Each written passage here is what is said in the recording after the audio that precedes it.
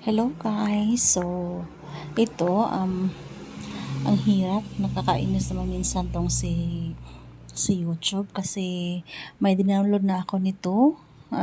Kinopyright ba naman? Ay nako. So, nag-upload ako ulit. Nag-voice over na lang ako. So, ito yung aking kakasimula ko lang ng aking morning routine na ito. So, this is my first day actually. Meron akong workout pero every night lang siya, and then I decided para mas madali siya yung mga ma-achieve yung goal ko, isasama ko na ito sa aking morning routine. So mag-workout na rin ako every morning, so kailangan maaga tayong ano so ayun, dapat twice a day na tayo mag-workout kasi sobrang laki na talaga. Actually, 70.49. Yun yung timbang ko. Hindi ko alam. Pero bigla lang siya nag-multiply. As in, hindi ko alam. Hindi naman ako masyadong kumakain. Pero yun nga lang, laging nakaupo siguro. Kaya ganyan.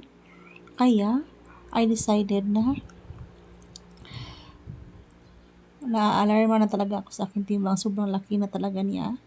Sobrang laki na rin natin. Dati yung pinakamalaki kong timbang is 65 lang. Ngayon umabot na siya ng 70. Before, nung pumasok ako sa DepEd, I was just 63, and then wala pang 1 year, nag-gain ako ng 7 kilos. My God, nakakatalaga.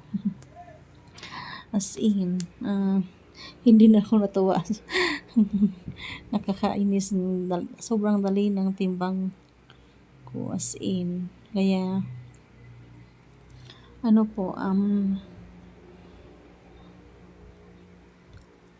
mag-workout na tayo ngayon kasi sobrang hirap. Sobrang laki natin.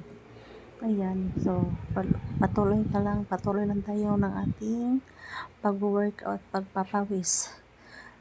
Dati sana ma-achieve ko. Hindi naman sa ma-achieve, pero sana liliit tayo after 6 months. Kasi ang hirap talaga. Sobrang hirap yung ang laki-laki natin. Lalo na yung sa may puson ko. Grabe talaga. Ang hirap na tanggalin. Sobrang hirap tanggalin ang ating puson. Sobrang laki. Oh my God. Pero I believe na matatanggal din siya. Yes, tatanggal niyan.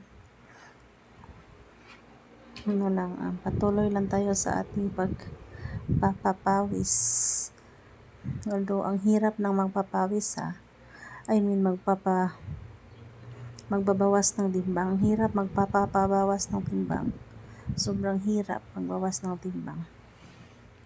Pero kailangan natin so patuloy lang tayo sa ating ginagawa, guys. Sobrang hirap naman itong si YouTube. Dami ba namang kinaka-copyright yung aking music. CapCut ko siya nakuha. Ayan, pagtingin ko, abay kinaka-copyright. Oh my God. Kahit tayo ngayon nag-voice over kasi i-upload natin ulit ito sa ating YouTube channel. Gusto ko kasi may files ako yung aking ganito kalaki. So, kaya ganito.